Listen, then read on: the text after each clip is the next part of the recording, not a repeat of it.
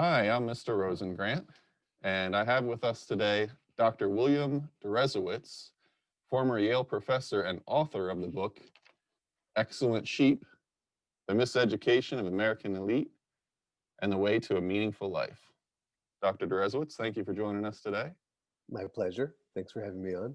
Um, you talk about some of these more elite, highly selective schools like Ivy League schools, and students are fighting to get into these schools, but like you mentioned, sometimes maybe it's better for you and maybe you have a better experience if you're more of the big fish in a small pond as opposed to the small fish in a big pond. And your book, you also kind of point out some maybe problems with some of these highly elite schools that um, even though a lot of us or a lot of people kind of think of these highly elite schools as the best schools, there could actually be some negative aspects to some of these highly elite schools. Do you want to talk a little bit about that? Sure. Well, to me, the main thing has to do with the culture at these schools. So again, because of the way the college admissions process has evolved over the last few decades, I mean, I graduated from high school almost 40 years ago. It wasn't like this then, but it's gotten worse and worse and worse. I think everybody understands this. And this is what the book is principally about, Excellent Sheep. It's about the kinds of kids that this process produces. By the time you get to college, what kind of person do you have to be in order to get into one of those schools?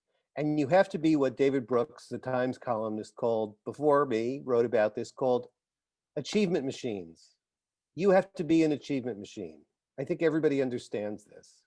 No sleep, constant hoop jumping, learning to please the adults, no time for downtime, no time to really think, no time to develop as a human being, no time to be creative, no time to really pursue your passions, as opposed to, what is it now, 12, 15 APs that some of these kids do, and 12 or 15 extracurriculars that they supposedly do, or at least put on their resumes.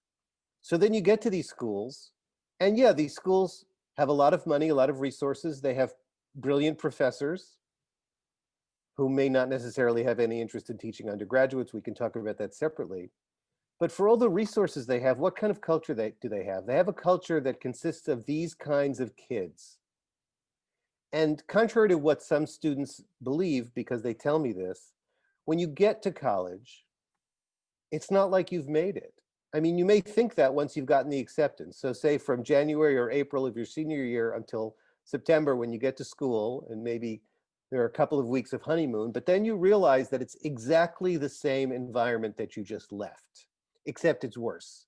Because now it's all the people who've been successful in that environment, and they're all competing for the next thing, which means admissions to a prestige medical or law school, or a job at an investment bank or a consultancy, or with a big Silicon Valley company. So again, real learning, exploration, curiosity, just being a human being becomes impossible. This is the problem. It's not how smart the kids are. It's not how smart the professors are. It's the environment. It's very hard to get a real education in that environment. I saw this firsthand, and I saw that the few students of mine at Yale who really wanted to felt out of place. They felt like freaks. They felt like their peers looked down on them because they weren't chasing the brass ring, and the university was no longer set up to serve them well. Partly for the other reason that I brushed past, but I want to mention again. Most of these elite schools are research universities, which means that the professors are heavily disincentivized from spending 1 second more with their students than they have to. They are often remote figures at the head of a lecture hall with whom you will have little or no actual one-on-one contact ever. And the real teaching is handled by graduate students or by no one. Again, this is not a situation where you're going to get a real education.